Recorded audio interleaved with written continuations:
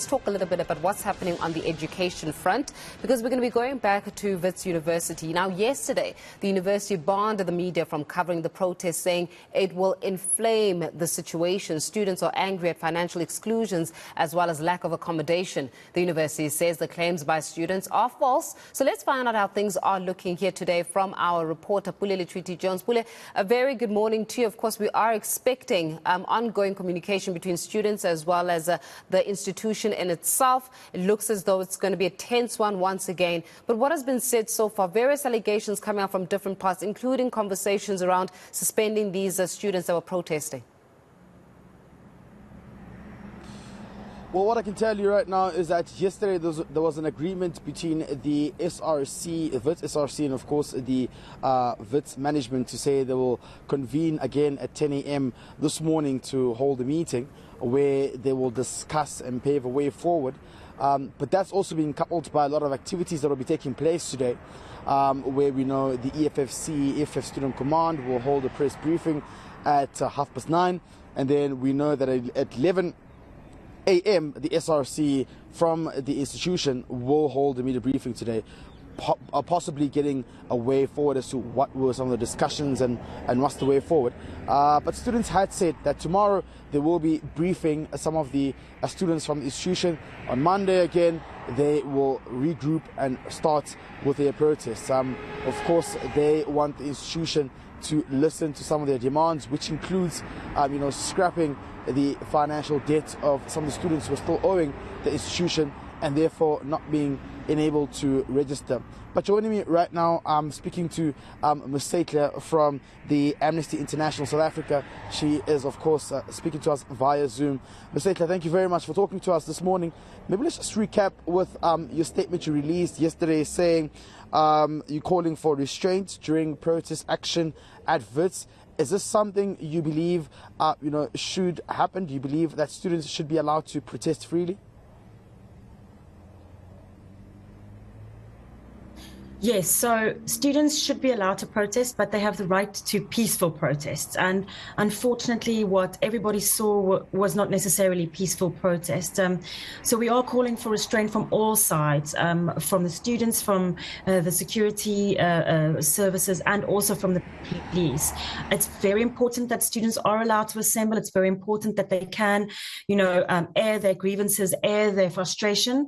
But it's also equally important to do so in a peaceful way, in a way that doesn't disrupt teaching, for example, and doesn't disrupt classes, and also, of course, does not involve any violence. So that is important for us to underline.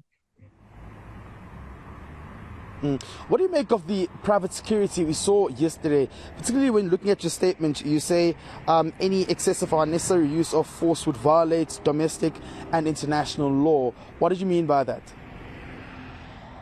So what we meant was that, of course, there is the Police Services Act. There are various laws in South Africa that also outline that any security forces cannot and should not use excessive force.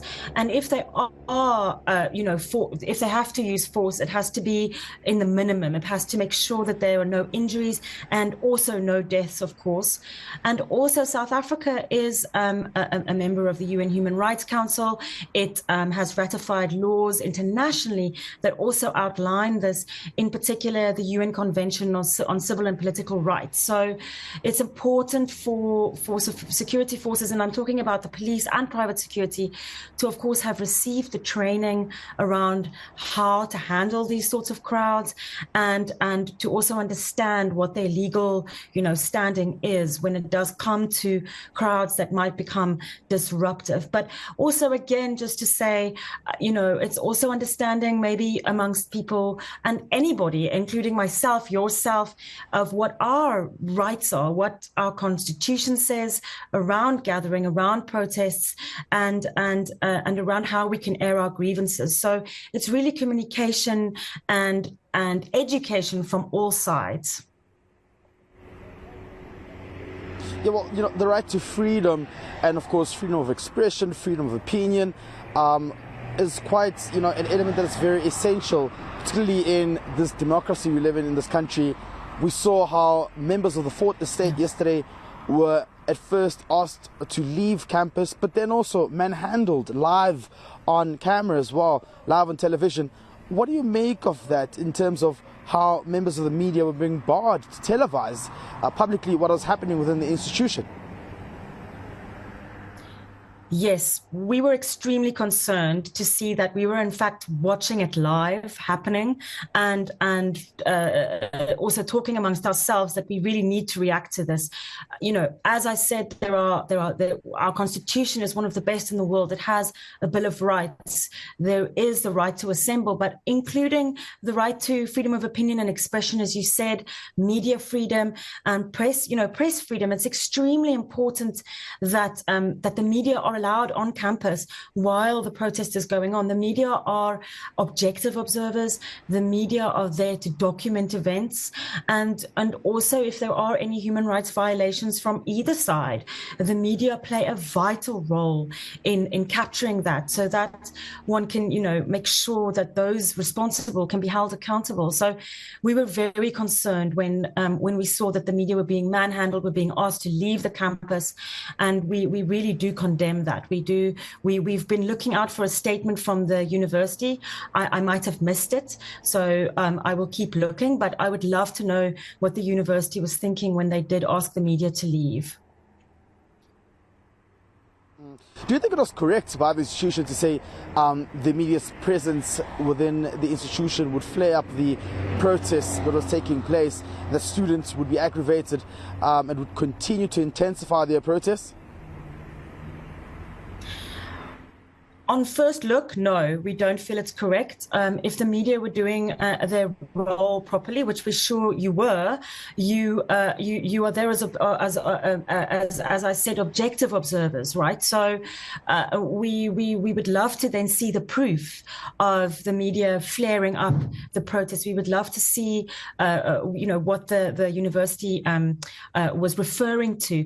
Of course, all rights come with responsibilities. So if there were members of the media that were, taking part in the protests, or then and that can be proved, then that would be an investigation in itself. But overall, media cannot be barred from these sorts of events. It's censorship, and it really does not bode well for, as you said earlier, our freedom, for the freedom that people fought for in this country, for the freedom to be able to assemble peacefully, and for media freedom, which was not a reality during the apartheid regime. So it's extremely important that these freedoms are always upheld, and if there is a problem, there must be proof and then an investigation, a free and fair investigation into, if there were any members of the media who were inciting protests. But it's a process, and just to bar people from a campus and to bar them, to bar all members of the media from the protest is in our view, completely unacceptable. Yeah, very unacceptable. We did see also that statement from the South African National Editors Forum condemning that move as well. But just lastly, before I let you go, what should be the way forward here? Because I see in your statement you speak about Wits University administration and the Department of Higher Education having to work together swiftly to resolve this dispute. What are some of the things you think should be introduced here in terms of, mitigating elements that can put an end to this protest?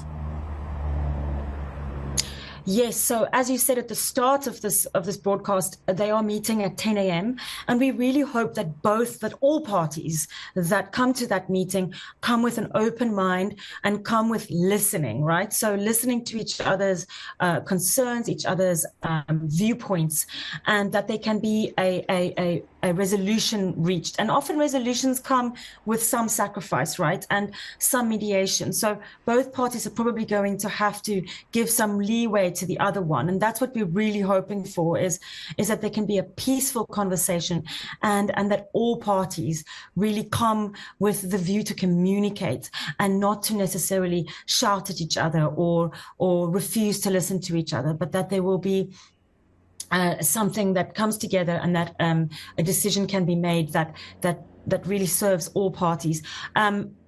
We do want to say that this is also in aid of peace, right? It's in aid of no one getting hurt or further people getting hurt. We did see reports of some people getting hurt already. And of course, we also know that in the past, people have died. And we really want to call on the university, on the Department of Higher Education, and on the protesters to really take this seriously, that there can be no further injury and no deaths this time around. Ms. Statler from Amnesty International South Africa, thank you for speaking to us this morning. Faith, well, those are some of the sentiments shared by the International Amnesty of South Africa, who are speaking to us this morning regarding what should be a way forward in terms of the institution, the Wits SRC committee, and of course the Department of Higher Education having to work hand in hand to resolve some of the disputes that have been put on the table. Pule Letshwiti-Jones, will leave it there for this morning. Much appreciated as always for your time.